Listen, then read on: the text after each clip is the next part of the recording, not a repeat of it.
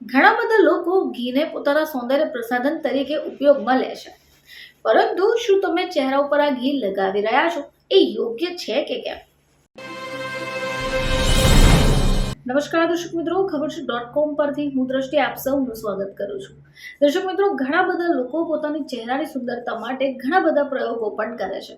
હવે આ પ્રયોગોમાં ઘણી બધી વાર આપણે ઘરેલું નુસ્ખાનો પણ ઉપયોગ કરીએ છીએ, પરંતુ ઘણીવાર આપણને જાણ નથી હોતી કે શું ઉપયોગમાં લેવું જોઈએ અને શું ન લેવું જોઈએ. તો મિત્રો, ઘી તો તમારા ઘરમાં હશે જ. ઘણા બધા લોકો ઘીને પોતાના સૌંદર્ય પ્રસાધન તરીકે ઉપયોગમાં લે છે, પરંતુ શું તમે ચહેરા ઉપર આ ઘી લગાવી રહ્યા છો એ યોગ્ય છે કે કેમ? તો ઘીનો ખોરાકમાં કોઈ પણ સંકોચ વગર સમાવેશ કરવામાં આવે છે. હવે ઘરમાં બનતા પરાઠા હોય, નાન હોય કે રોટલી, ઘી લગાવ્યા વગર તેનો સ્વાદ અધૂરો હોય છે. પરંતુ ઘણા બધા લોકો આ ઘીનો અન્ય ઉપયોગ પણ કરે છે, એટલે કે ચહેરા ઉપર લગાવે છે. પરંતુ શું ઘીને ચહેરા પર લગાવવું ફાયદાકારક છે? ચહેરા ઉપર ઘી લગાવવાથી ત્વચાની ઘણી બધી સમસ્યાઓ દૂર થઈ શકે. હવે એવું શા માટે? કારણ કે ઘીમાં વિટામિન A, D, E અને K છે. ઓમેગા 3 ફેટી એસિડ પણ છે, જે બળતરા વિરોધી ગુણ પણ જોવા મળે છે. હવે ચહેરા ઉપર ઘી તો લગાવી શકાય, પરંતુ આવી સ્થિતિમાં તમારે જાણવું પડશે કે એ ઘી કઈ રીતે લગાવવું જોઈએ.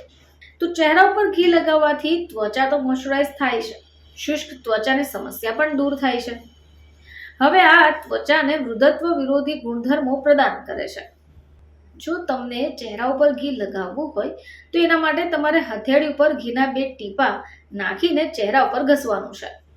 આંખોની નીચે આંગળીઓ વડે ઘી લગાવવું જોઈએ, જેથી ડાર્ક સર્કલ ઓછા થાય.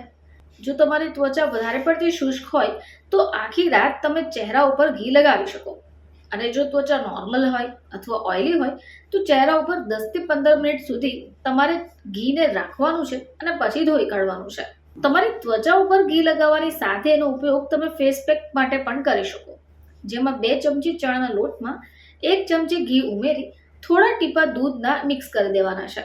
15 થી 20 મિનિટ સુધી આ મિશ્રણને ચહેરા ઉપર લગાવી દો, બાદમાં ધોઈ કાઢો.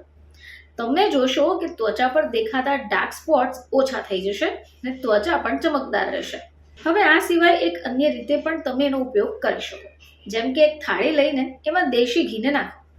બસ થોડું પાણી ઉમેરો અને આંગળીએ ગોળ ગતિમાં એને ફેરવો. થાળીમાં ઘીને તમે થોડી વાર ફેરવશો એટલે ઘી ઘટ થઈ જશે અને ફલકી જેવી પેસ્ટ દેખાશે.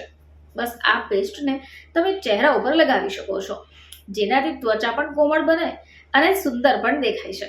હવે ચહેરા સિવાય તમે હોઠો પર પણ ઘી લગાવી શકો, જેથી ફાટેલા હોઠોની સમસ્યા પણ દૂર થઈ જશે.